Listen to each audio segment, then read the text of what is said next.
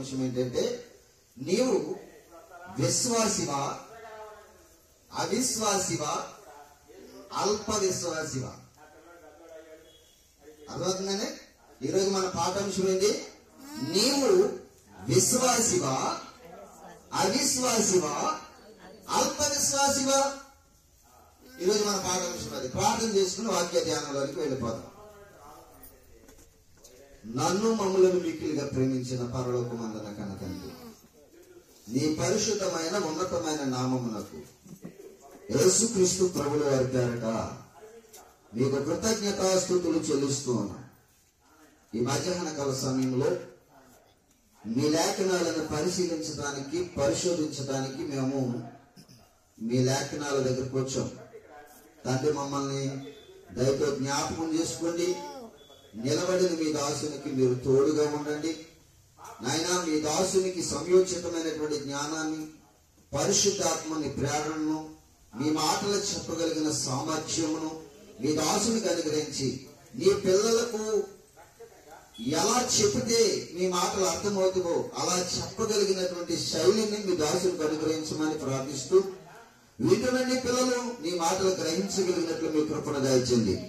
విశ్వాస జీవితం ఎలా ఉంటుంది, అవిశ్వాస జీవితం ఎలా ఉంటుంది, అల్ప విశ్వాస జీవితం ఎలా ఉంటుందో మేము కొన్ని నిమిషాలు నేర్చుకోవడానికి మీ సహాయాన్ని దయచేయమని యేసుక్రీస్తు ప్రభుల వారి పేరట ఈ ప్రార్థన అర్చించుకుంటూ, బ్రతిమిలాడుకుంటూ వేడుకుంటున్నాను మా ప్రియ పరలోకమందున్న కన్న తండ్రి, ఆమేన్. మంచిదండి.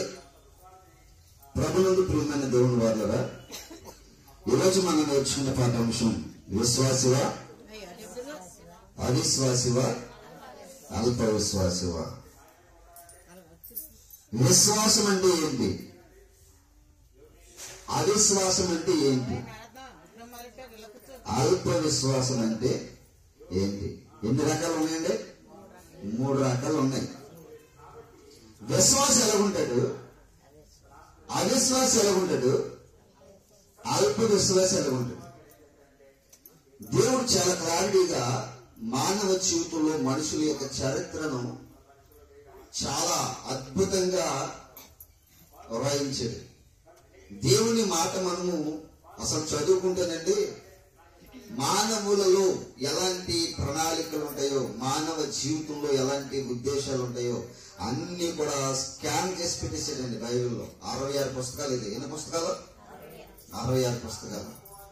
39 ఏమో పాత నిబంధన పాఠం, 27 ఏమో క్రొత్త నిబంధన పాఠం. ఈ క్రొత్త నిబంధన పాఠము ఎందరికి? 39 పుస్తకాలు పాత నిబంధన పాఠం ఎందరికి అని ప్రశ్నించుకుంటే అది అందరికి, ఇది అందరికి చెప్పాలి. పాత నిబంధన పాఠం ఎందరికి, క్రొత్త నిబంధన పాఠం ఎందరికి? 39 పుస్తకాలు ఎవరికి? ఎందరికి? 27 పుస్తకాలు అందరికి అన్నది ఆలోచిస్తే 39 పుస్తకాలు బాగా మనసులో పెట్టుకునేది. 39 పుస్తకాలు ఇశ్రాయేలీయులకి. ఎవరికి? ఇశ్రాయేలీయులకి. 27 పుస్తకాలు ప్రపంచవ్యాప్తంగా ఉన్న వారందరికీ కూడా. అందులో ఇశ్రాయేలీయుడని లేదు, అన్యుడని లేదు, యూదుడని లేదు, గ్రీసు దేశస్థుడని లేదు. భూప్రపంచంలో ఆరిన నేల మీద మనిషిగా పుట్టిన ప్రతి వాడికి వర్తించేదే 27 పుస్తకాల క్రొత్త నిబంధన గ్రంథం. అంటే పాత నిబంధన అంటారా, ఇశ్రాయేలీయుల మట్టికే, వాళ్ళకి మట్టికే ఇచ్చాడు. మనకు ఎవ్వరికి సంబంధం ఏమీ కూడా దాంతో లేదు. అది కొట్టివేయబడింది. మీకు చెప్పాను కదా మీటింగ్స్ లో, అది ఎలా నెరవేర్చాడు. అంటే యేసుప్రభు వారు ధర్మశాస్త్రాన్ని ఎలా నెరవేర్చాడు, ఎలా కొట్టివేశాడు, ధర్మశాస్త్రం ఎందుకు వచ్చిందో అవన్నీ కూడా చాలా క్లారిటీగా మాట్లాడారు. మీకు మళ్ళా మీకు వినాలనిపిస్తే యూట్యూబ్ లో ఉంటుంది, మీరు కొట్టుకుని వినండి జాగ్రత్తగా. నేను మాట్లాడిన ప్రతి ప్రసంగం అండి యూట్యూబ్ లో మళ్ళీ వినాలనుకున్నారు అనుకోండి, యూట్యూబ్ లో పడితే మన ప్రసంగాలన్నీ కూడా అందులో వస్తాయి. మీరు మళ్ళీ జాగ్రత్తగా క్లారిటీగా వినొచ్చు. ఇప్పుడు మాత్రం చాలా శ్రద్ధగా వినాలని ప్రభు పేరట మనం చేస్తున్నాను. విశ్వాసి జీవితం ఎలా ఉంటుంది? విశ్వాసం అంటే ఏంటి అసలు? విశ్వాసం గలవారిగా ఉండాలంటే దేవుని ప్రణాళిక ఏంటి అసలు? దేవుని ఉద్దేశం ఏంటి?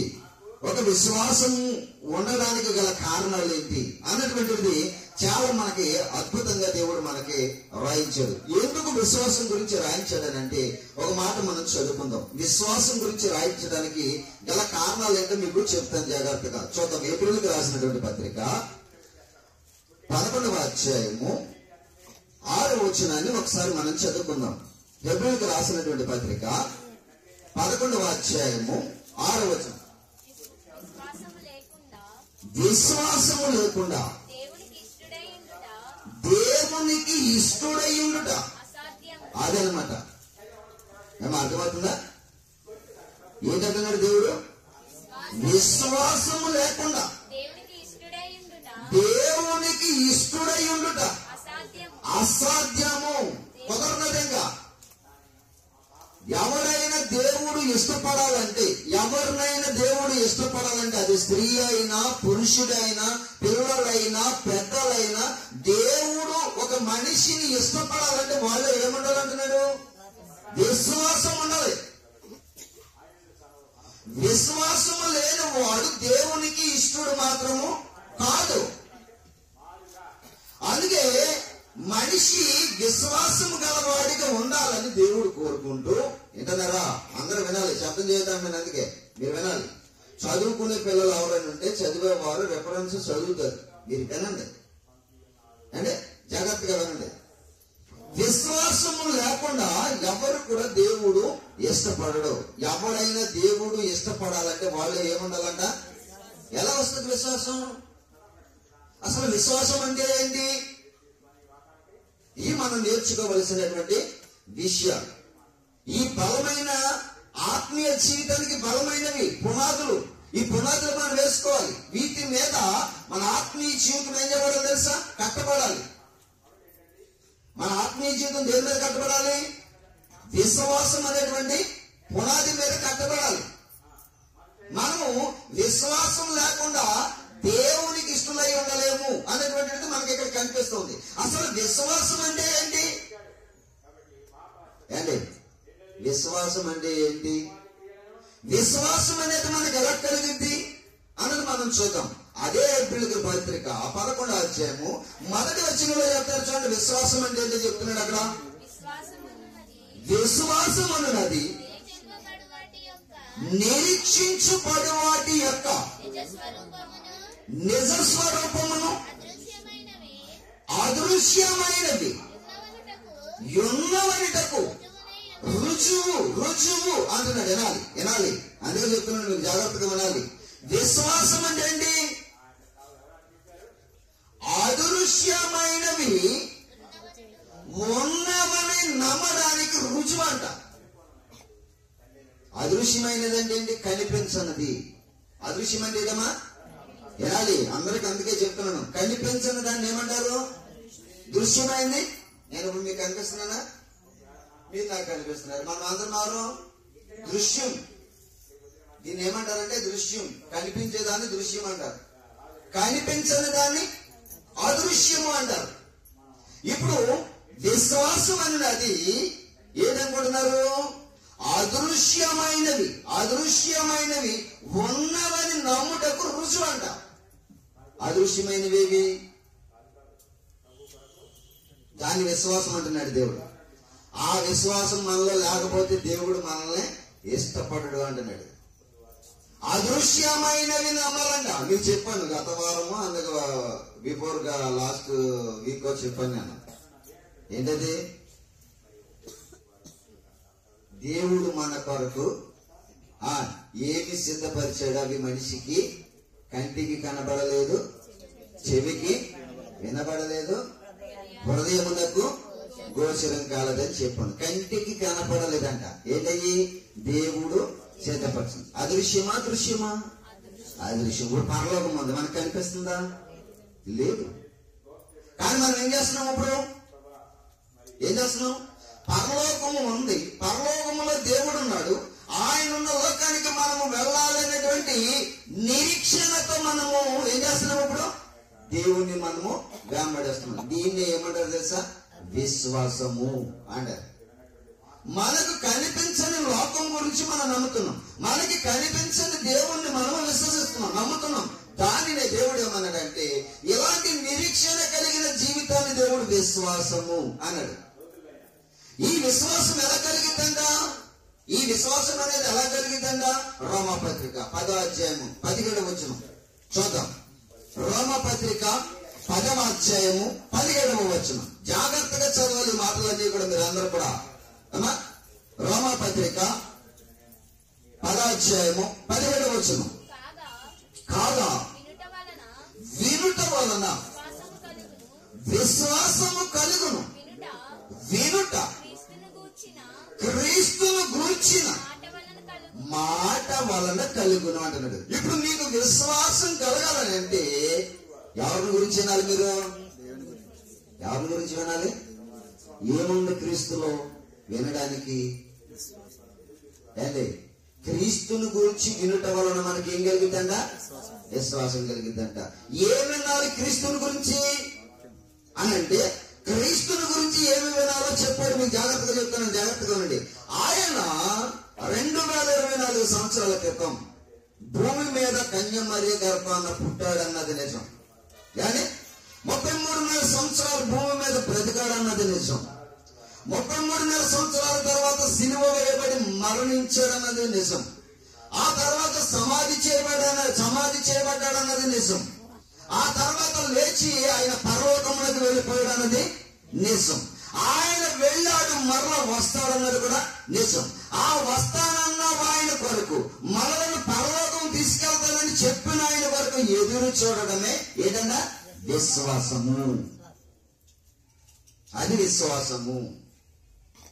అది క్రీస్తులో ఉన్నది, అది క్రీస్తు మాటలో ఉన్నది.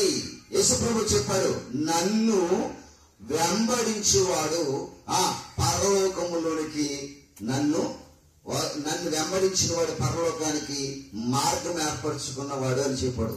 అందుకే యేసుప్రభు చెప్పిన మాట ఏంటంటే, నేనే మార్గము, నేనే సత్యము, నేనే శివం. దేనికి మార్గమైన? పరలోకం వెళ్ళడానికి. ఒక ఆత్మ పరలోకం చేరాలంటే అది మార్గం ఎవరంట? యేసుక్రీస్తు వారు. ఇప్పుడు బాగా గమనించండి. విశ్వాసి వేరు. ఏం చెప్పినప్పుడు మా పాఠాంశం ఏంటి? విశ్వాసివా, అవిశ్వాసివా, అల్ప విశ్వాసివా?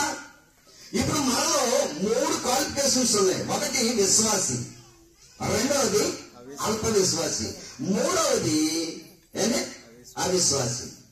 అవిశ్వాస జీవితం వేరే ఉంటది, విశ్వాస జీవితం వేరే ఉంటది, అల్ప విశ్వాస జీవితం వేరే ఉంటది.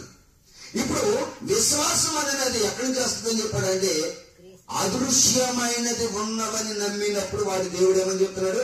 విశ్వాసి అంటున్నాడు. ఎవరు నమ్మరు? అలాగా ఎవరు నమ్మరు? అదృశ్యమైనది, కనిపించని దానిని నమ్మిన వాడు ఎవరు నమ్మరు? విశ్వాసి అని పేరు పొందిన వాడు ఎవరు? విశ్వాసిగా దేవుని చేత మరి విశ్వాసపు తండ్రి అని చెప్పించుకున్నవాడు ఎవడు? అబ్రహాం.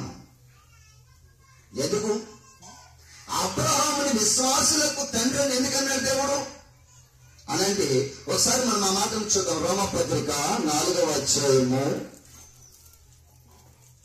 17-19 వచనాలు మనం చదువుకుందాం. 17 నుండి 19 వచనం వరకు చదువుకుందాం. జాగ్రత్తగా ఆలోచించేయండి. తాను విశ్వసించిన దేవుని ఎదుట అనగా మృతులను సజీవులుగా చేయువాడును. ఆలోచన చెప్తున్నాడు, లేని వాటిని ఉన్నట్టుగానే నిచ్చువాడునైనా పిలిచివాడునైనా దేవుని ఎదుట అతడు మనకందరికి తండ్రి అయి ఉన్నాడు. ఇందును గూర్చి నిన్ను అనేక జనములకు తండ్రినిగా నియమించితిని అని వ్రాయబడి ఉన్నది. నీ సంతానము ఎలాగ ఉండునని చెప్పిన దానిని బట్టి తాను అనేక జనములకు తండ్రి అగినట్లు. ఇప్పుడు చూడండి, అతడు నిరీక్షణకు ఆధారములైనప్పుడు అతడు నిరీక్షణ కలిగి నమ్మెను, మరియు అతడు విశ్వాసమునందు బలహీనుడు కాక అని నడుచుంది. విశ్వాసమునందు ఎలా కలదండి, ఆయన బలహీనుడు అయిపోలేదు. మనం బలహీనుడు అయిపోతాం విశ్వాసంలో. అబ్రహాము ఏమవలేదంట, విశ్వాసమందు బలహీనుడు అవ్వలేదంట. కారణం ఏంటి? మీకు ఎంత చెప్పాను నేను, ఉన్న వాటిని లేని వాటిని ఉన్న వాటికి పిలిచేవాడు. అదృశ్యమైనవి ఉన్నవని నమ్మేవాడే ఎవడంట, విశ్వాసి. విశ్వాసి యొక్క క్వాలిఫికేషన్స్ ఏంటనుకున్నారు? ఏనండి నైనా, విశ్వాసి యొక్క క్వాలిఫికేషన్స్ ఏంటనుకున్నారు? దేవుడు కనిపించకపోయినా దేవుడు ఉన్నాడని నమ్మేవాడే విశ్వాసి. అబ్రహాము దేవుడు ఉన్నాడు అని నమ్మడానికి ఆయనకి నిరీక్షణకు ఆధారం లేనప్పుడు నమ్మడంట. ఏ ఆధారం? నిరీక్షణకు ఆధారం లేనప్పుడు నమ్మడంట. నిరీక్షణకు ఆధారం లేకపోవడం ఏంటమ్మా? అండి, నిరీక్షణకు ఆధారం లేకపోవడం ఏంటి? ఏంటి ఆ మాటలేంటి? దేవుని మనసులో ఉండేది ఉద్దేశాలు ఏంటి అసలు ఎప్పుడైనా గమనించారా? అబ్రహాం అంట దేనికి ఆధారం లేనప్పుడు నమ్మడంట, నిరీక్షణకు ఆధారం లేనప్పుడు అంట. నిరీక్షణకు ఆధారం ఏంటి? ఆయనకి ఏ ఆధారం లేనప్పుడు దేవుణ్ణి నమ్మాడు అని గమనించినట్లయితే మీకు ఒక మాట చెప్తాను, జాగ్రత్తగా వినండి. ఆయనకంటే 75 సంవత్సరాల వయసు ఉందంట. ఎవరికి? అబ్రహాం గారికి 75 సంవత్సరాల వయసులో దేవుడు కల్దీల దేశం అనేటువంటి ఊరు అనే పట్టణంలో ఉన్నాడంటండి. ఎవరు? అబ్రహాం గారు. ఏ పట్టణం అమ్మా? ఏ పట్టణంలో ఉన్నాడు? ఊరు అనే పట్టణం అయింది. దేశం ఏంటి? కల్దీల దేశం. కల్దీల దేశంలో ఊరు అనే పట్టణంలో ఇంకో సందర్భం ఉంది. ఆయన ఊరు ఏంటంటే, ఆయన ప్రదేశం ఏంటంటే మెసొపొటేమియా అనేటువంటి ప్రదేశంలో ఉండేవాడు. ఏటోమియా? మెసొపొటేమియా అనేటువంటి ప్రదేశంలో కల్దీయుల దేశంలో ఊరు అనేటువంటి పట్టణంలో ఉండేవాడు ఏంటండి. ఎవరు? అబ్రహాం గారు. వీళ్ళందరూ కూడా పెద్ద విగ్రహారాధకుల ఫ్యామిలీ. ఇదంతా కూడా ఎవరిది? అబ్రహాం గారిది. ఈ హిస్టరీ నేను ఇప్పుడు మళ్ళీ వేరే దాంట్లోకి నేను వెళ్ళలేను కనుక నేను చెప్తాను, జాగ్రత్తగానండి. ఇది మీకు కావాలనుకుంటే ఒకవేళ యెహోషువ గ్రంథంలో ఉంటే చదువుకుంటా, తర్వాత వెళ్ళిన తర్వాత అండి. ఈ హిస్టరీ కావాలంటే మీకు ఎవరి దగ్గర ఉంటే తెలుసా? యెహోషువ గ్రంథంలో ఉంటది. మీకు అబ్రహాం గారి జీవిత చరిత్ర ఆయన చెప్తాడు. ఎవరు? యెహోషువ గారు చెప్తాడు. అంటే సందర్భాలు వచ్చినప్పుడు వాళ్ళు మాట్లాడుతూ ఉంటారు అవన్నీ కూడా. నేను ఎందుకంటే సందర్భం కాదు కాబట్టి నేను చెప్పుకుంటూ వెళ్ళిపోతాను. 75 సంవత్సరాల్లో ఊరు గ్రామంలో కల్దీల దేశంలో ఉన్నటువంటి అబ్రహాంని దేవుడు పిలిచాడు.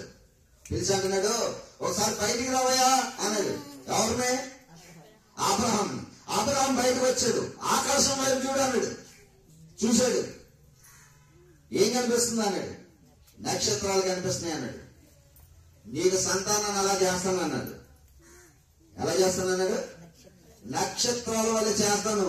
ఆకాశంలో నక్షత్రాలు ఎన్ని ఉన్నాయో భూమి మీద జనమంతా కూడా నీ నుండి పుడతారు వెళతారని చెప్పాడు. అబ్రహాంతో చెప్పాడు. ఎందుకే చెప్పాడు అన్నదాన్ని నమ్మాలంటే ఆయనకి అప్పటికి ఏముండాలి? పిల్లలు ఉండాలి. విశ్వాసం కాదు, ఏముండాలి? పిల్లలు ఉండాలి. ఆయనకి 75 సంవత్సరాలు, పిల్లలు లేరు. వయసు అయిపోయిందంటే అప్పటికి. ఆ వయసులో ఇంకా పిల్లలు ఏం పడతారు? పుట్టరు కదా. ఇప్పుడు దేవుడేమో పిలిచి ఎలా చెప్తున్నాడు, అబ్రహాము నిరీక్షణకు ఆధారం లేదు. అంటే పిల్లలు లేరు. పిల్లలు ఉంటే వాళ్ళ ద్వారా దేవుడు జనాన్ని విస్తరింపజేస్తాడేమో అనుకోవచ్చు. ఈయనకే లేరు. అదనమాట విశ్వాసం అంటే చెప్తాను చూడండి. ఈ నిరీక్షణకు ఆధారం లేనప్పుడు అబ్రహాం ఎవరు నమ్మాడంట? దేవుని నమ్మాడు. అబ్రహాం ఎవరు నమ్మాడు? దేవుని నమ్మాడు. ఈయన అదే చెప్తున్నాడు. అపోస్తులైన లూకా గారు ఏం చెప్తున్నాడంటే, పౌలు గారు ఏం చెప్తున్నాడంటే, అపోస్తులైన పౌలు గారు అబ్రహాము నిరీక్షణకు ఆధారం లేనప్పుడు దేవుడు నమ్మాడు అనడానికి కారణం ఏంటంటే, ఆయన లేని వాటిని ఉన్నవాటిగా పిలిచేవాడు, మృతులను సజీవులుగా చేయవాడు అయిన దేవుణ్ణి నమ్మాడు. ఆయన ఎలా చేయగలడని నమ్మాడు అబ్రహాం గారిని అపోస్తులైన పౌలు గారు రోమాకు పత్రిక రాస్తూ చెప్తున్నాడు. ఎవరి గురించి? అబ్రహాం గురించి. దేని గురించి చెప్తున్నాడు? విశ్వాసం అంటే ఎలా ఉండాలో, విశ్వాసిగా ఎలా బ్రతకాలో అబ్రహామును చూసి నేర్చుకోండి అని అబ్రహాము గురించి ప్రస్తావన ఎత్తాడు. అక్కడ ఎవరు? అపోస్తలుడైనటువంటి పౌలు గారు ఎక్కడ ఎత్తాడు? రోమా సంఘంలో ఎత్తాడు. నిరీక్షణకు ఆధారం లేనప్పుడు అబ్రహాము దేవుణ్ణి నమ్మాడు. ఏంటంటే పిల్లల గట్ట లేనప్పుడు నీకు విస్తారమైన సంతానాన్ని ఇస్తానంటే ఆయన ఎలాగైనా చేయగలదని విశ్వాసంతో నమ్మి ఆయనతో పాటు నడిచాడంట. ఎవరు? అబ్రహాము గారు. దానిని దేవుడు ఏమన్నాడంటే విశ్వాసులకు తండ్రి అన్నాడు. ఎవరిని? అబ్రహాముని. ఎందుకని? అతడు గుడ్డిగా నమ్మేశాడు. ఎవరిని? దేవుణ్ణి. మనం కూడా ఎలా నమ్మాలి? ఇప్పుడు ఎలా నమ్మాలి? గుడ్డిగా నమ్మవలసిన అవసరం ఏమీ లేదు. జాగ్రత్తగా వినాలి. వాళ్ళంటే గుడ్డిగా నమ్మేశారు దేవుణ్ణి. ఉన్నాడని నమ్మారు. నిరీక్షణకు ఆధారం లేదు. ఇప్పుడు నిరీక్షణకు ఆధారం ఉంది. ఇప్పుడు మనం నమ్మడానికి, దేవుని నమ్మడానికి ఆధారం ఉంది. ఏంటి అనంటే ఆధారం మీకు చెప్తాను, జాగ్రత్తగా వినండి. ఈ తారీఖు ఎంత చెప్పాలి? ఈ తారీఖు ఎంత? ఎన్ని వేల సంవత్సరం? 2024వ సంవత్సరం 12వ నెల 1వ తారీఖులో మనం ఉన్నాం. ఎక్కడి నుంచి వచ్చింది ఈ తారీఖు? ఎక్కడి నుంచి వచ్చింది?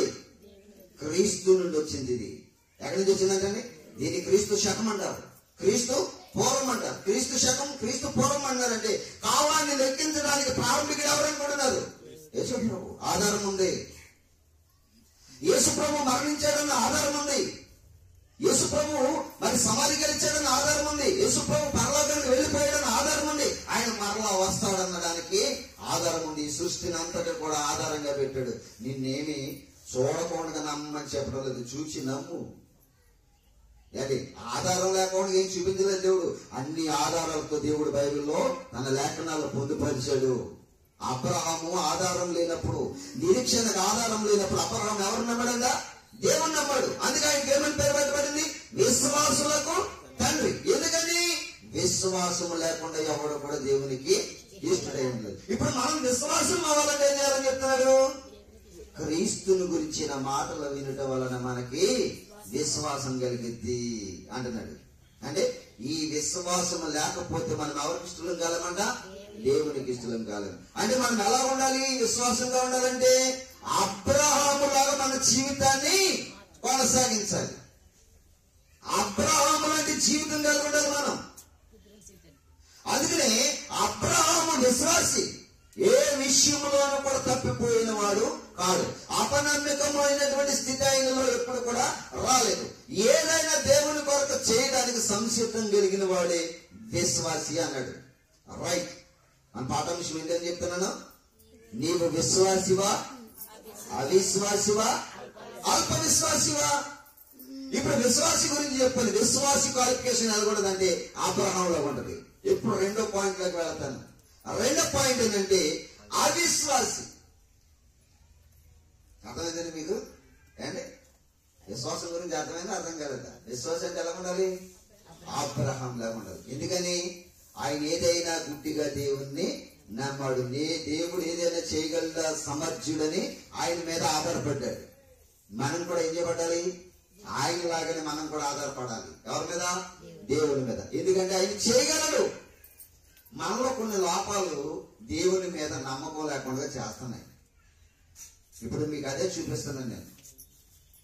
అల్ప విశ్వాసం కంటే ముందు ఏ విశ్వాసం గురించి చూపిస్తానంటే అవిశ్వాసి గురించి చూపిస్తాను. విశ్వాసం గురించి చూపించారు కదా. విశ్వాసం అంటే ఎలా ఉంటాడు? ఇప్పుడు అబ్రహాం లాగా ఉంటాడు. ఇప్పుడు అవిశ్వాసి గురించి చూపిస్తాను. ఒకసారి మనం దేవుని యొక్క లేఖనాల్లోకి వెళ్దాం. అంటే అవిశ్వాసి రోమపత్రిక 4వ అధ్యాయము 20వ వచనం.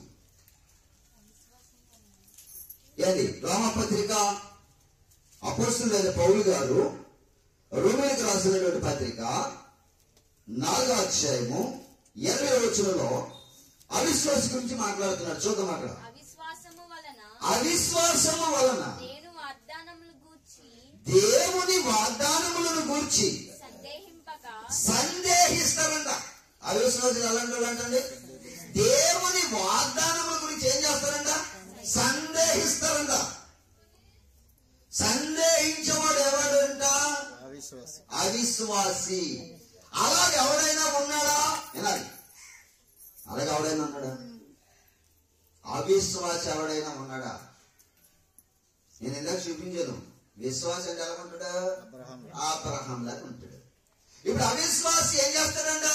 దేవుని వాగ్దానాలను సందేహిస్తాడంట. అలాగే ఎవడైనా ఉన్నాడంటే ఉన్నాడు అప్పుడు. ఎవరు? తోమా. ఎవరు? తోమా. చూద్దాం యోహాను సువార్త చూడండి. యోహాను సువార్త 20వ అధ్యాయము 27 నుండి 29 వచనాలు చదవండి.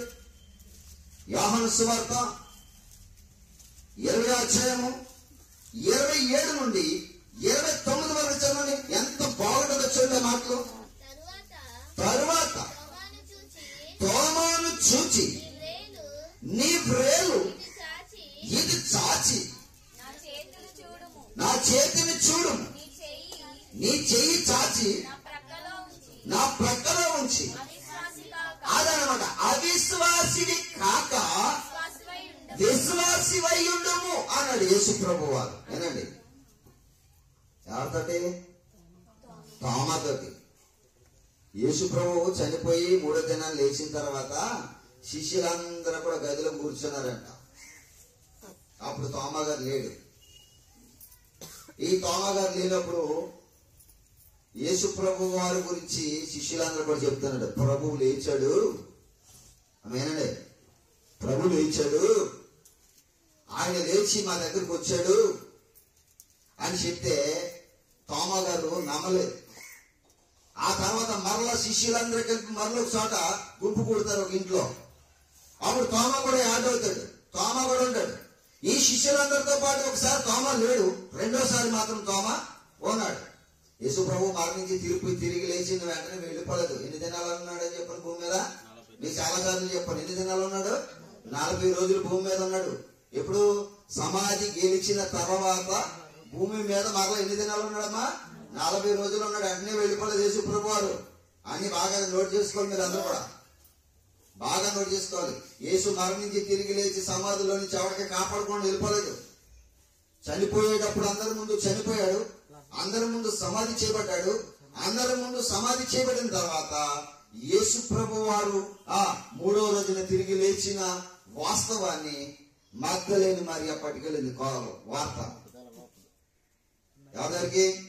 శిష్యుల దగ్గరికి. మొదట ఎవరు చూశారనుకుంటున్నారు యేసు ప్రభుని? అంటే ఎవరు చూశారు? మగ్దలేని మరియ. 7 దెయ్యములు పట్టిన మరియ అంటారు ఆవిడని. ఏది మరియా? 7 దెయ్యములు పట్టిన మరియ అంటే ఆవిడే. మగ్దలేని మరియ అన్న ఆవిడే. ఇంకా చెప్పండి, ఆవిడకి ఇంకా పేరేముంది? పాపాత్మురాలు స్త్రీ అయిన మరియ అన్న ఆవిడే. ఇంకా మార్త సహోదరి మరియ అన్న ఆవిడే. లాజరు మార్త సహోదరి అయిన మరియ అన్న ఆవిడే. మరియలు చాలా మంది ఉన్నారు. కానీ ఈవిడలో ప్రత్యేకత ఏంటంటే ప్రభు దగ్గర తన అత్తర గుడిని పగలగొట్టి తన జీవితాన్ని పవిత్రం చేసుకుంది క్రీస్తు దగ్గర. అందుకే యేసు లవగానే మొదట చూసింది ఎవరు తెలుసండి? మగ్దలేని మరియ చేసి వార్త పట్టుకొచ్చింది. ఎవరికి? శిష్యులు పట్టుకొచ్చింది. శిష్యులు పట్టుకొస్తే ఇతర శిష్యులు ఉంటారు అక్కడ. ఎవరో చెప్పండి మీకు. యోహాను ఎక్కువ సేవ చేశారు వాళ్ళిద్దరు. చెప్పండి. పేతురు. యోహాను, పేతురు ఎక్కువ వాళ్ళిద్దరు కలిసి సేవ చేశారు. పేతురు, యోహాను. అండి ఈ పేతురు యోహాను ఉన్నప్పుడు బాగా గమనించండి. పేతురు యోహాను ఉన్నప్పుడు ఈ పేతురు యోహానులు సేవ చేస్తున్నప్పుడు కలిసి ఉన్నప్పుడు మగ్దలేని మరియ అంది, యేసు ప్రభు లేచాడు అని చెప్పి ఈ మాట విన్నారు. శిష్యులందరూ కూడా కూర్చున్న చోటికి యేసు ప్రభు వారు వచ్చేసాడు. తోమా లేడప్పుడు. అప్పుడు యేసు ప్రభు వారు అన్నాడు, మీరందరూ కూడా నేను పరలోకానికి వెళ్ళిపోవడానికి టైం అయిపోతుంది. మీరందరూ కూడా చాలా మరి నిలదొక్కాలి భూమి మీద. భూమిని తలకిందులు చేయాలి. మీరందరూ కూడా సమాజాన్ని అంతటిని కూడా మార్చాలంటే నా గురించి సమాజానికి మీరందరూ కూడా చెప్పాలి. సాతాను మిమ్మల్ని కోరుకుంటుంది, నన్ను మరణంకి అప్పగించింది, తర్వాత మిమ్మల్ని కోరుకుంటుంది, మిమ్మల్ని కూడా నాశనం చేయాలనుకుంటుంది, సమాజానికి రక్షణ కూర్చున్నటువంటి వార్త అందకుండా చేయాలని ప్రయత్నం చేస్తుంది. మీరు మాత్రం నడుము కట్టుకుని సేవ చేయండి అని శిష్యులకి చెప్పడానికి యేసుక్రీస్తు వారు వాళ్ళ మధ్యకి వచ్చారు. చెప్పాడు, వెళ్ళిపోయాడు. మరలా శిష్యులందరూ కూడుకున్నప్పుడు తోమా గారు కూడా యాడ్ అయినప్పుడు వచ్చాడు. యాడ్ అయినప్పుడు వస్తే ప్రభు వచ్చాడు, ఇప్పుడు లేచాడన్న సంగతి వాళ్ళు చెప్పినా గానీ తోమా అంటున్నాడు, ఏమంటున్నాడు తెలుసా?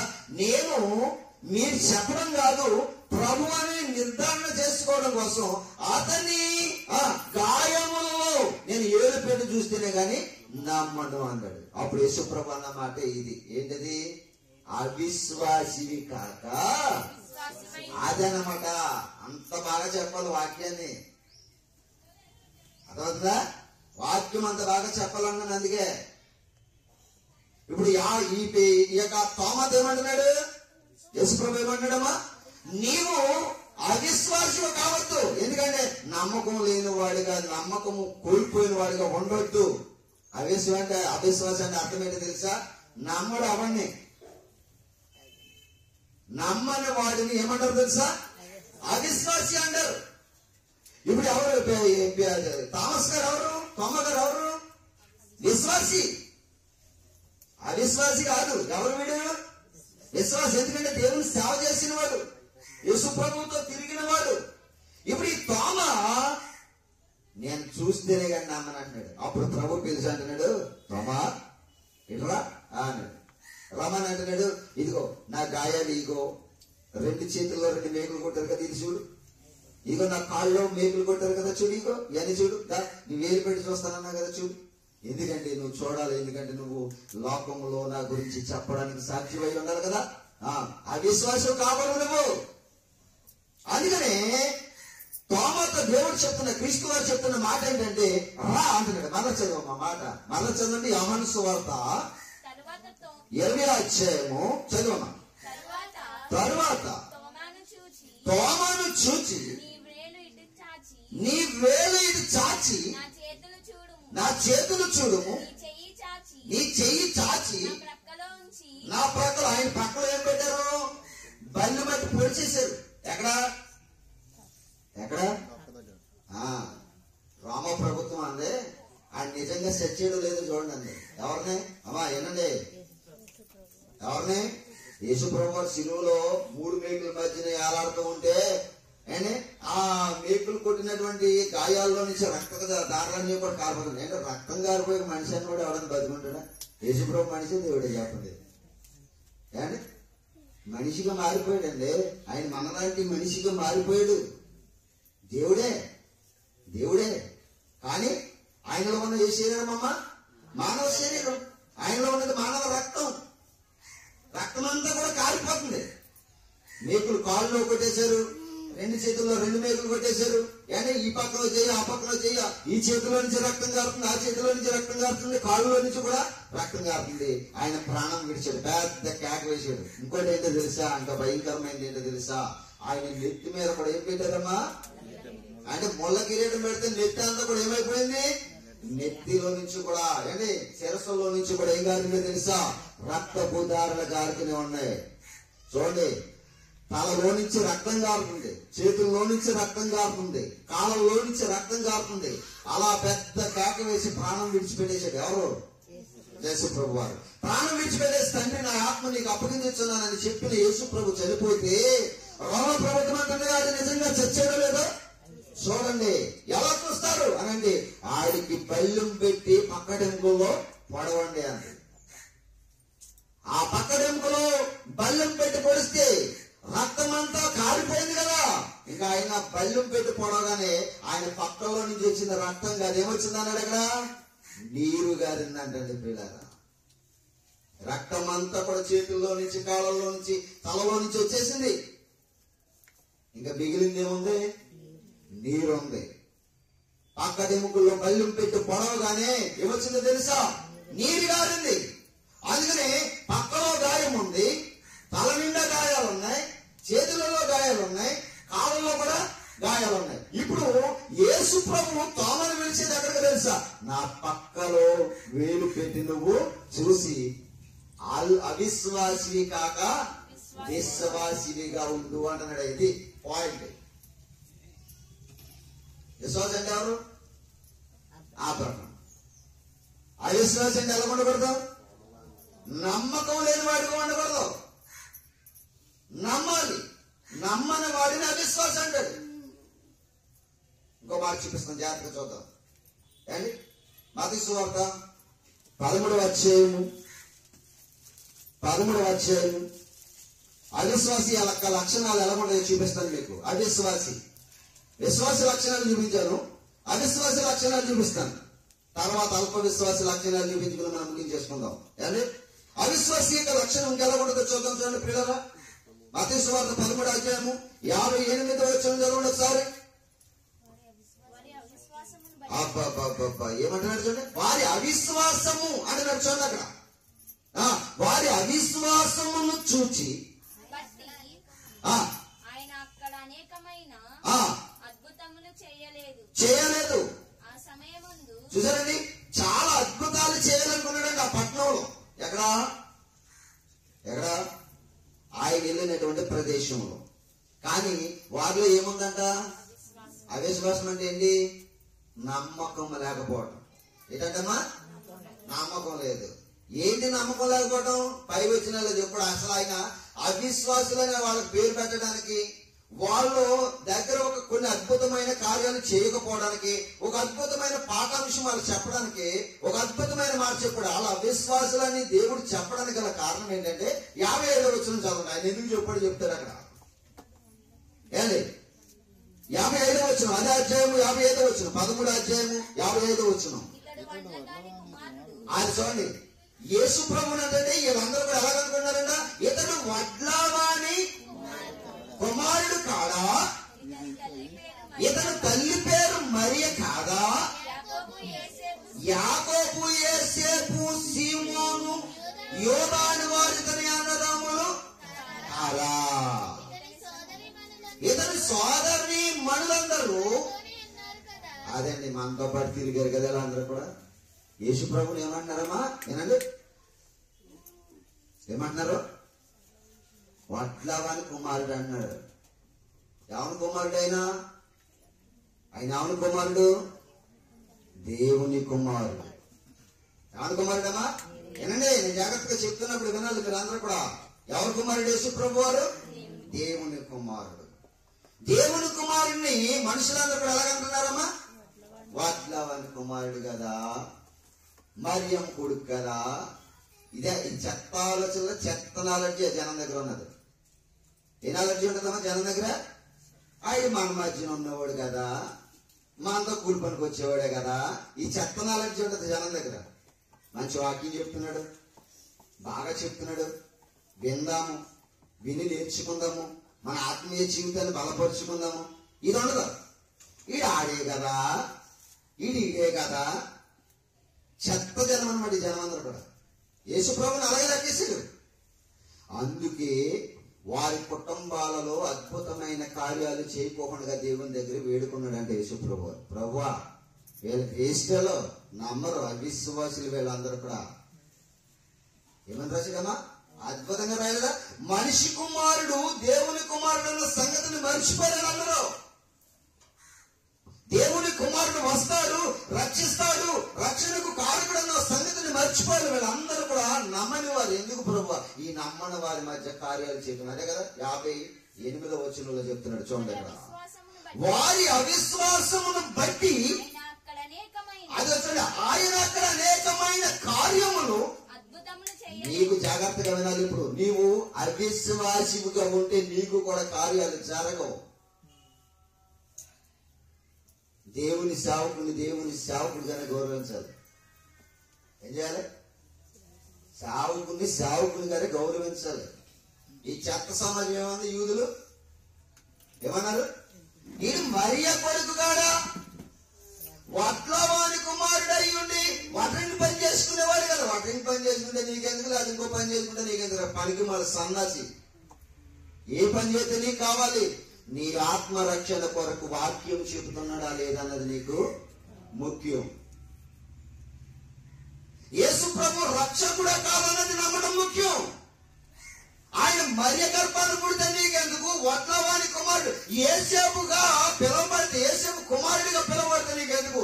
దేవుని దగ్గర నుండి వచ్చి నీ పాపము నుండి విమోచించి నిన్ను రక్షించడానికి వచ్చిన దేవుని కుమారుడని నమ్మడం మాని, వడ్లవాని కుమారుడా, మరియ కుమారుడా, యేసేపు, సీమోను, యోదా, యాకోబుల యొక్క సహోదరుడు కదా. ఈ చెత్తంతా ఎందుకురా నీకు సన్నాసి అంటున్నాడు దేవుడు.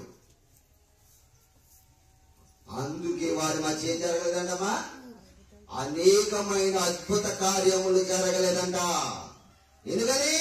వారి అవిశ్వాసం.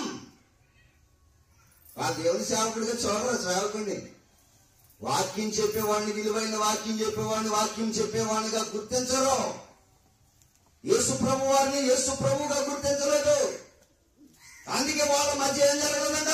అద్భుత కార్యములు కుటుంబాలలో మేలు జరగలేదు. విశ్వసించిన వారిలో జరిగినవి అవిశ్వాసులలో ఏది కూడా జరగలేదు. ఏనాలి ఇప్పుడు విశ్వాసం అంటే ఎవరు? అబ్రహాం లాగా ఉండాలి. అవిశ్వాసం అంటే ఏంటి? తోమలా ఉండకూడదు. అవిశ్వాసం కావద్దన్నాడు యేసుప్రభు వారు. ఏమన్నాడు? అవిశ్వాసం కావద్దన్నాడు. విశ్వాసిగా ఉండు, ఇదిగో నువ్వు చూడు, నమ్ము అని చెప్పి ఏమన్నాడు తెలుసా? చూచి నమ్మిన వారి కంటే చూడక నమ్మిన వారు ఏమన్నాడు? చూడక నమ్మిన వారు ఏంటి? పూర్తి మాట. నీవు చూసి నమ్మవు గనుక చూడక నమ్మిన వారు ధన్యులు. అదృశ్యమైనవి కనిపించిన వాటిని మనం ఏం చేయాలట? నమ్మాలి. పరలోకం ముందే నమ్మాలి, పాతాళం ముందే నమ్మాలి. ఎవరు చెప్పారు? వాళ్ళకి ముందు తెలియదు. పూర్వకాలంలో ఉన్న వాళ్ళకి యేసు వచ్చిన తర్వాత అంతా బట్టబయలైపోయింది. ఆయన పరలోకం నుంచి వచ్చానన్నది నిజం. మనం నివసిస్తున్నది భూలోకం ఉందన్నది నిజమా లేదా? నివసిస్తున్నాం మనం లేదా? ఇదంతా భూలోకం అన్న సంగతి మనకు తెలుసు కదా. రైట్, మనం భూమి మీద ఉన్నాం, భూమి మీద జీవిస్తున్నాం, భూమి మీద జన్మించక ముందు ఈ లోకం ఉందన్న సంగతి మనకి తెలియదు. అలాగే చచ్చాక తెలిస్తుంది మనకి మరో లోకం ఉందని. చస్తేనే కానీ మనిషికి మరొక లోకం ఉందని తెలియదు. అంతకు ముందే యేసు ప్రభు వచ్చి మనకు చెప్పేసాడు, పరలోకం ఉంది, భూలోకంలో మీరు ఉన్నారు, మరలా మీరు చనిపోతే ఎక్కడికి వెళ్ళిపోతారని చెప్పాడు? పాతాళ లోకంలోకి వెళ్ళిపోతారు. మరలా నేను వస్తాను, పాతాళ లోకంలో పరదేశంలో ఉన్న వారిని అందరినీ తీసుకుపోతాను. ఈ భూమి మీద ఉన్న వారు, దేవుని కొరకు బ్రతికిన వారందరూ కూడా మళ్ళా వాళ్ళు అక్కడికి వెళ్ళిపోతారు, నరకంలోకి వెళ్ళిపోతారని చెప్పాడు.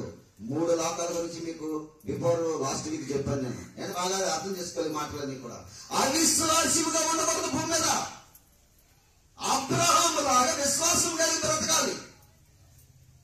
లాస్ట్ అండ్ ఫైనల్ ఒకసారి అల్ప విశ్వాసం గురించి మనం చదువుకుంటాం. అందుకాయన అబ్బాబ్బా ఏమని పేరు పెట్టాడండి? ఇప్పుడు ఏమని చెప్పారు? ముందు ఏమని చదివారు? విశ్వాసం గురించి చదివారు. రెండోది ఏం చదివారు? అవిశ్వాసం గురించి చదివారు. ఇప్పుడు మూడోది ఎంటర్ అయిపోయింది. ఏంటది ఇప్పుడు? అల్ప విశ్వాసం. ఇది చాలా స్వల్పమైంది. మొదటిది విశ్వాసము, రెండోది అవిశ్వాసము, మూడోది ఇప్పుడు 2 గురించి మనం విన్నాం. మూడోదాని గురించి వినబోతున్నాం. అల్ప విశ్వాసం. ఇది ఎలా ఉంటుంది? ఇది ఎవరిలో ఉంటుంది అన్నది మనం ఆలోచన చేస్తే మత్తయి సువార్త 8:26 చెప్తున్నాడు ఒక మాట. ఏమని? అందుకాయన అల్ప విశ్వాసులారా ఎందుకు భయపడుచున్నారు? ఎందుకు భయపడుచున్నారని వారితో చెప్పి లేచి సముద్రమును గద్దించాడంట. ఎవరితో చెప్తున్నాడు ఈ మాట? అల్ప విశ్వాసులారని ఎవరితో చెప్తున్నాడు ఈ మాట? యేసు ప్రభు వారు అంటండి అప్పటికి కొండ మీద ప్రసంగం చేశాడు. ఎన్ని దినాలు ప్రసంగం చేశాడమ్మా? అమ్మా 3 దినాలు చేశాడు. అమ్మా ఏనండి, 3 దినాలు అలిసిపోయాడు. కొండ మీద కూర్చుని జన సమూహం అంతా కూడా తండలుగా వచ్చేసారు. ఎక్కడికే? కొండలోనికి. ఆ కొండల్లో ఒక పంట మీద కూర్చున్నాడు యేసు ప్రభు వారు. ఎందుకు కూర్చున్నాడు? ఒక పంట మీద కూర్చున్నాడు. కొండల్లో ఒక పంట మీద కూర్చుని ఆ కొండ మీద కూర్చుని ప్రసంగం చేస్తున్నాడు. ఆత్మ విషయమై దీనులైన వారు ధన్యులు అని చెప్పుకుంటూ 5వ అధ్యాయం మొదటి నుంచి ఎక్కడ వరకు చెప్పుకుంటూ వచ్చేసాడు. చెప్పుకుంటూ వచ్చిన తర్వాత 3 దినాలు అలిసిపోయాడు పాము యేసు ప్రభు. ఆ 3 దినాలు అయిపోయిన తర్వాత వాళ్ళందరికీ కూడా రొట్టెలు చేపలు అన్ని కూడా పంక్తులుగా కూర్చోబెట్టేసి భోజనం పెట్టాడు. భోజనం పెట్టేసిన తర్వాత ఆయన అలిసిపోయి ఏం చేశాడంటే సముద్రం మీద నావలో ఎక్కాడు. ఏనండి ఇప్పుడు బాగా వినాలి మాటలన్నీ కూడా. ఎందుకు ఎక్కాడు? ఎన్ని దినాలు ప్రసంగం చేశాడు ఆయన?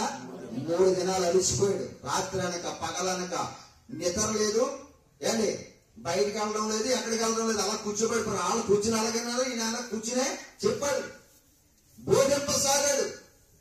అసలు 3 దినాలు రెస్ట్ లేదు.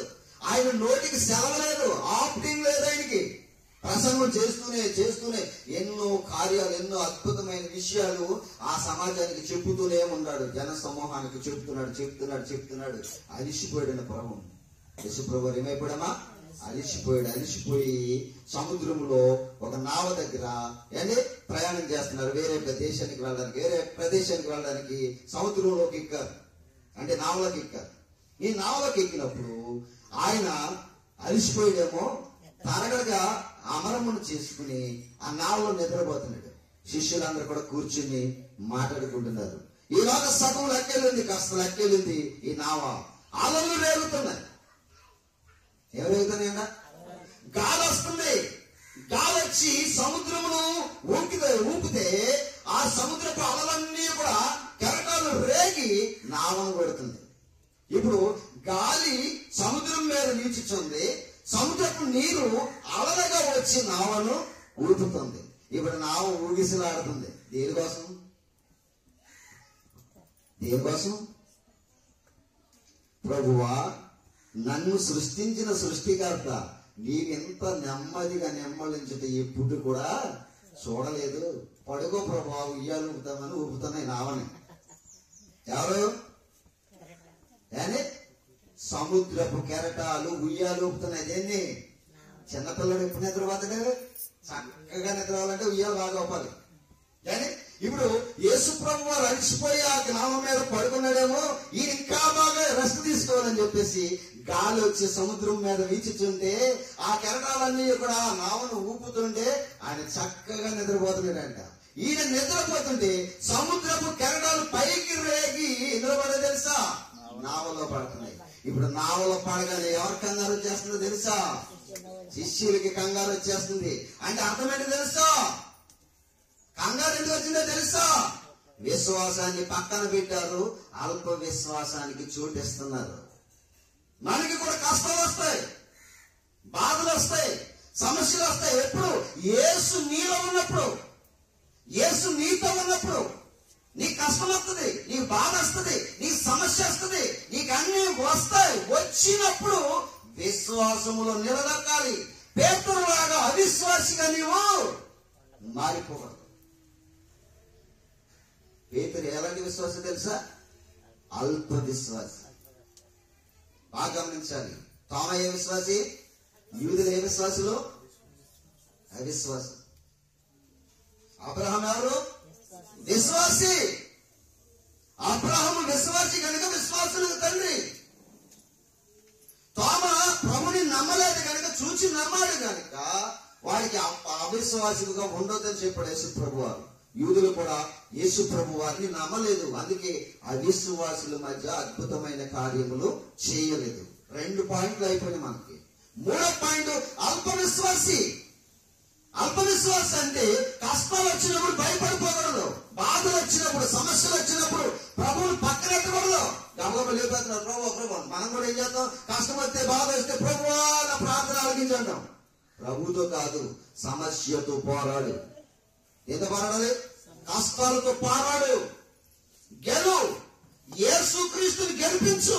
జీవితంలో, భక్తి జీవితంలో ఎన్ని కష్టాలు ఎదురైనా, బాధలు ఎదురైనా, సమస్యలు ఎదురైనా, భోజనం లేకపోయినా, వస్త్రం లేకపోయినా పోరాడి గెలవాలి. వాడే విశ్వాసి. వినాలి. అల్ప విశ్వాసిగా ఉండకూడదు.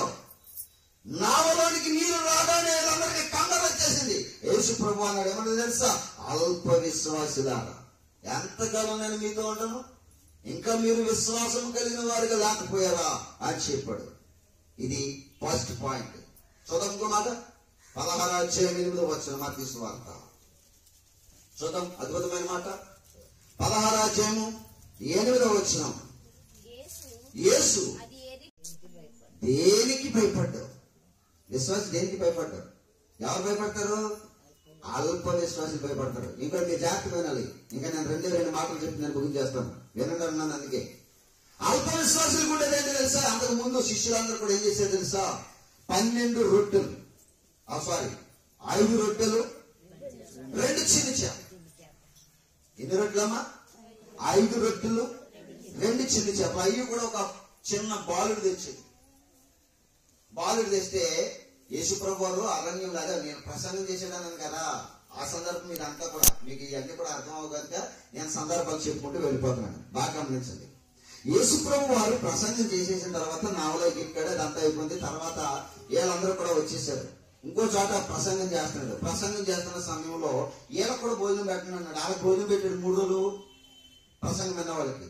ఎన్ని రోజులు ప్రసంగం విన్నారు?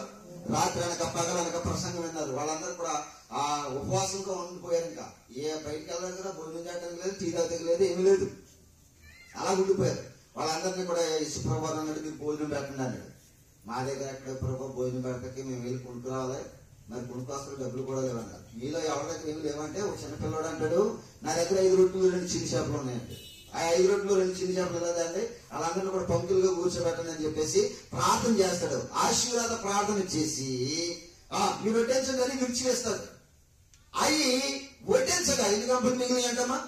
12 గంపలు మిగిలిపోయి అంట. మొక్కలు ఎత్తారంట. స్త్రీలు పురుషులు కాక ఎంతమంది తిన్నారని ఉందమ్మా బైబిల్లో? ఆ స్త్రీలు పిల్లల కాక ఎంతమంది తిన్నారని ఉంది? పురుషులు ప్రత్యేకంగా లెక్కేస్తానంటే 5,000 మంది అంట. ఎన్ని వేల మంది? 5,000 మంది భోజనం పెట్టేశాడు. 12 గంపలు ఎత్తారు. నెక్స్ట్ టైం కూడా వచ్చింది. అక్కడ కూడా కొన్ని చేపలను 7 రొట్టెలు ఉన్నాయంట. ఎన్ని చేపలమ్మా? కొన్ని చేపలను 7 రొట్టెలు. అలాగే ఉంటది బైబిల్లో. కొన్ని చేపలను, కొన్ని చిన్ని చేపలను ఆ 7 రొట్టెలు ఉన్నట్టుగా బైబిల్లో కనిపిస్తుంటది. అప్పుడు ఆ 7 రొట్టెలు కూడా ఇంకోసారి ప్రసంగం చేసిన కదా యేసుప్రభు వారు అంటాడు, ఏనండి ఏమా యేసుప్రభు వారు అంటాడు, అయ్యా మీరు ఎలా భోజనం పెట్టండి అంటాడు. ఎన్ని రొట్టెలు ఉన్నాయి? ఎన్ని రొట్టెలు ఉన్నాయి? 7 రొట్టెలు. 7 రొట్టెలను కొన్ని చిన్న చేపలు. ఇప్పుడు 7 రొట్టెలను ఆశీర్వదించి ఎలాందరినీ కూర్చోబెట్టినాడు. అక్కడ కూడా ఎంతమంది అని తెలుసండి? స్త్రీలను పురుషులను కాక 4,000 మంది అండి. ఎంతమంది అమ్మా? 4,000 మంది. ఇప్పుడు ఇక్కడ ఎన్ని గంపలు ఎత్తారండి? 7 గంపలు ఎత్తారండి. ఎన్ని గంపలు? 7 గంపలు ఎత్తారంట. ఇవన్నీ చూశారు ఎవరో? శిష్యులు. ఇవన్నీ చూసి అన్ని మనసులో ఉంచుకుని కూడా ఇక్కడ ఏమంటున్నారు తెలుసా? రొట్టె లేదు, చేపలు లేవు అని అంటే యేసు ప్రభు వారు అదే సందర్భాన్ని మాట్లాడుతున్నాడు అనమాట. 8వ వచనం చదవండి, ఇప్పుడు మీకు బాగా అర్థమవుతుంది. ఏమంటున్నాడు? యేసు అది ఎరిగి అల్ప విశ్వాసులారా, మన యొక్క రొట్టెలు లేవని మీలో మీరు ఎందుకు ఆలోచించి కూర్చున్నారు? మీరు ఎక్కడ గ్రహింపలేదా? 5 రొట్టెలు 5,000 మందికి పంచిపెట్టినప్పుడు ఎన్ని గంపలు ఎత్తిరి? అది అయినను 7 రొట్టెలు 4,000 మందికి పంచిపెట్టినప్పుడు ఎన్ని గంపలు ఎత్తురు? అది అయినను జ్ఞాపకం లేదా అని అడుగుతున్నాడు. వీళ్ళెవరలో? అల్ప విశ్వాసులు. దేవుని మేలులన్నీ చూస్తారు, పొందుతారు, మర్చిపోతారు. మర్చిపోయి ఏం జరిగిద్దో ఏంటో నీ విశ్వాసాన్ని బట్టి దేవుడు నీకు ఏం చేస్తాడు? మేలు చేస్తాడు. అల్ప విశ్వాసిగా ఉండొద్దు అండి, అల్ప విశ్వాసిగా ఉండొద్దు. ఫైనల్ గా 2 మాటలు చెప్పి నేను ముగించేస్తాను. మత్తయి సువార్త 14వ అధ్యాయం, అదే మత్తయి సువార్త 14వ అధ్యాయము 30-31 వచ్చిన చూద్దాం. అక్కడ సందర్భం మంచి బాగుంటుంది, చూద్దాం. గాలిని చూచి భయపడి మునిగిపోసాగి ప్రభువా నన్ను రక్షించమని కేకలు వేశాను. వెంటనే యేసు చేయబట్టి చేచాపి అతనిని పట్టుకుని ఆడనమాట. ఎవరితో అంటున్నాడు ఈ మాట? పేతురుతో అంటున్నాడు.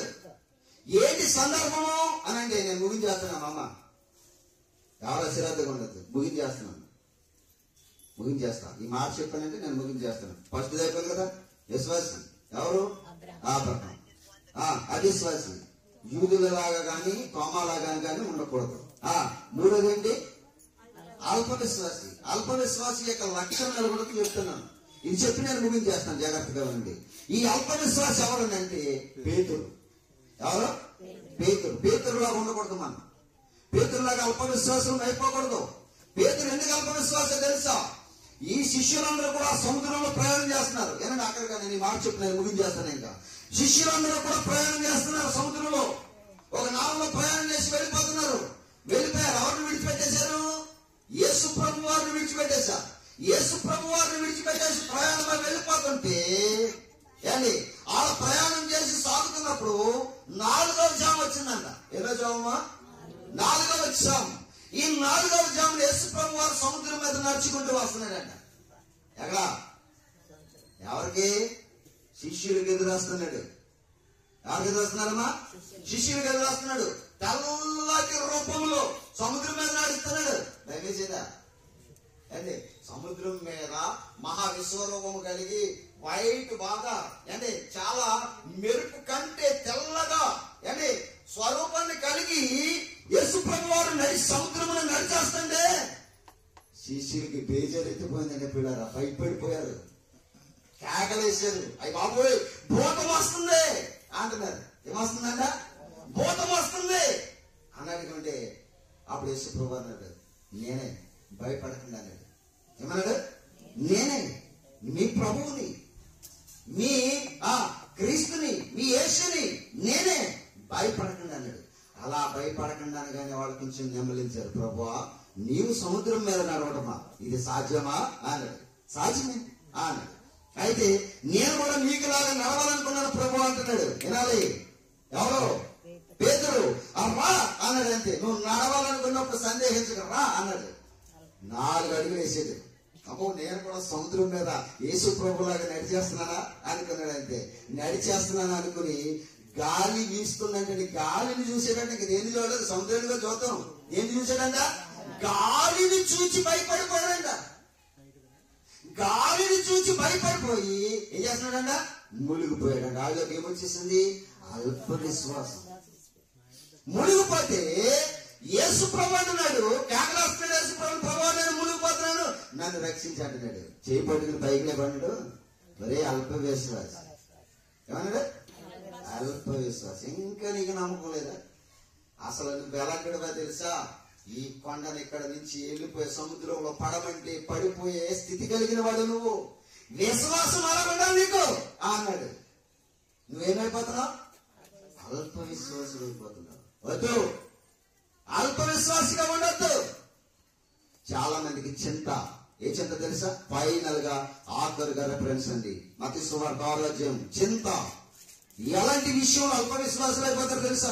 6వ అధ్యాయం 30వ వచనం. ఫైనల్ గా మాట చూపించుకుని ముగించేసుకుంటాం. ప్రార్థన చేసి ముగిస్తాం. జాగ్రత్తగా ఆ మాటను చదువుదాం. 6వ అధ్యాయము మత్తయి సువార్త 30వ వచనం. నేడుండి రేపు పొయ్యిలో వేయబడు అడవి గట్టిని దేవుడు ఎలాగూ అలంకరించిన ఎడల అది చూడండి, అల్ప విశ్వాసులారా మరీ నిశ్చయముగా అదనమాట. ఏనండి ఏనండి బాగా ఏనండి, వస్త్రం లేదని, భోజనం లేదని, అది లేదని, ఇది లేదని చింతించకండి. అల్ప విశ్వాసాన్ని రానివ్వకండి. అడవి పువ్వులు చూడండి, దేవుడు వాటిని ఎలా అలంకరిస్తున్నాడు. వాటికంటే మీరు శ్రేష్ఠులు కారా? నా పిల్లల కారా? మీకు ఎందుకు అల్ప విశ్వాసము? ఇంత చేసిన నేను మిమ్మల్ని పోషించలేనా? ఏంటండి మాటలు ఏంటండి? నాకు నిజంగా ఒళ్ళు పొలగించిపోయిందండి ఈ మాటలు చదువుతుంటే. మీకు ఎలాగుందో నాకు తెలియదు కానీ ఈ మాటలు హృదయమును ఉప్పంగా చేసి ఆనందింపజేసే మాటలండి పిల్లరా.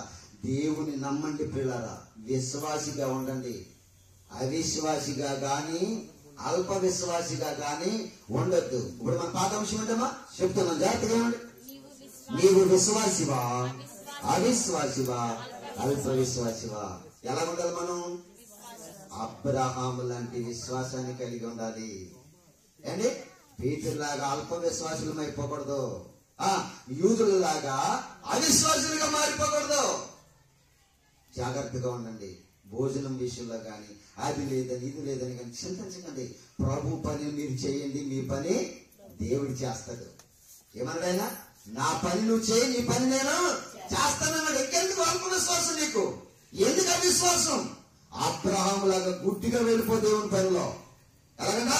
అబ్రహాం ఆధారం వెళ్ళిపోయినా వెళ్ళిపోయాడు. బోర్డు ఆధారాలు ఇచ్చాడు దేవుడు నీకు. ఎందుకు నమ్మలేకపోతున్నావు దేవుణ్ణి? ఎందుకు దేవుడి మీద ఆధారపడలేకపోతున్నావు? పని అంటావు, అది అంటావు, ఇది అంటావు, దేవుడికి దూరం అయిపోతున్నావు. దేవుడు ప్రేమమైన పిల్లరా నిన్ను ప్రేమిస్తున్నాడు. నిన్ను ప్రేమతో ఎదురు చూస్తున్నాడు. ఈ కొరకైనా నువ్వు దూరం అయిపోతుంది, ఆయన గుండె జారిపోతుంది. నువ్వు దూరం అయిపోతుంది, ఆయనకి కన్నీరు ఎక్కువైపోతుంది. నువ్వు దూరం అయిపోతుంది, ఆయన బాధ ఎక్కువైపోతుంది. బాధపరిచే వ్యక్తులుగా మనం ఉండొద్దు. అన్నిటినీ దేవుని మీద పెట్టండి. నీ భారము యెహోవా మీద మోపము. నీ భారం అంతా కూడా ఆయనే మోస్తాడు అన్నట్టు. దేవుని మీద ఏంటి, దేవుని మీద ఏంటి, జాగ్రత్తగా ఆలోచించాలని ప్రభు పేట మీకు మనం చేస్తున్నాను. మనము దేవునిలో విశ్వాసులుగా బ్రతకాలని ప్రభు పేట మీకు మనం చేస్తున్నాను. ప్రభునందు ప్రియమైన దేవుని వల్ల అందరూ ప్రార్థన చేయండి. ప్రభు పనులు ఫలవంతమైన పాత్రలుగా మీరు నిలవాలని ప్రభు పేట మీకు మనం చేస్తూ ఈ కొద్ది మాటల దేవుడు మన వెనుకడలో ఆశీర్వదించిన గాక. ఆమె అందరూ మోకరించండి, కళ్ళ వంచి కళ్ళు మూసుకోండి, ప్రార్థన చేసుకుందాం. ముగింపు ప్రార్థన. మహాపరిశుద్ధుడైన పరలోకపు తండ్రి, నీ ఉన్నతమైన దయాదాక్షిణ్యము కలిగినటువంటి ప్రేమ కలిగినటువంటి తండ్రి, మీకు కృతజ్ఞత స్తుతులు క్రీస్తు వారి పేరట తెలియజేస్తూ ఉన్నాను.